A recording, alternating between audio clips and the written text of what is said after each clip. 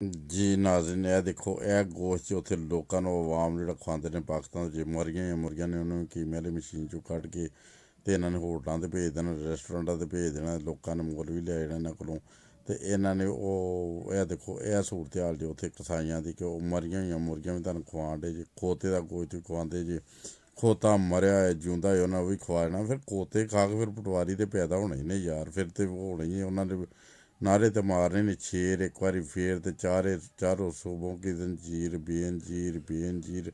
ਜਦੋਂ ਖਾਣੇ ਖੋਤੇ ਨੇ, ਦਿਮਾਗ ਉਹਨਾਂ ਦੇ ਕੰਮ ਨਹੀਂ ਕਰਨੇ, ਮੁਰਦਾ ਗੋਸ਼ਤ ਖਾਣੇ ਨੇ ਮੁਰਗੀਆਂ ਦੇ, ਉਹਦੇ ਵਿੱਚ ਹੀ ਉਹਨਾਂ ਦੀ ਗਲਾਜ਼ਤ ਵਿੱਠਾਂ ਆਂਦਰਾਂ ਹਰ ਸ਼ੈ ਉਹਨਾਂ ਨੂੰ ਦੇਖੋ ਉਹਦਾ ਕੀਮਾ ਬਣਾ ਕੇ ਦੇਈ ਜਾਂਦੇ ਨੇ।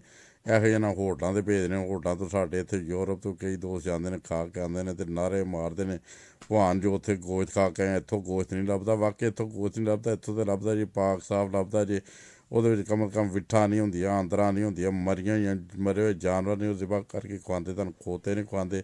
ਉੱਥੇ ਵੇਖੋ ਪਟਵਾਰੀਆਂ ਦਾ ਖੋਤੇ ਖਾ ਖਾ ਕੀ ਹਾਲਤ ਹੋ ਗਈ ਜੀ। ਉਹ ਫਿਰ ਨਾਅਰੇ ਲਾਉਂਦੇ, ਸ਼ੇਰ ਇੱਕ ਵਾਰੀ ਫੇਰ। ਸ਼ੇਰ ਖਾਂਦਾ ਹੈ ਅਤੇ ਲਾਉਂਦਾ ਵੀ ਧਿਆਨ ਹੈ, ਸ਼ੇਰ ਇੱਕ ਵਾਰੀ ਫੇਰ।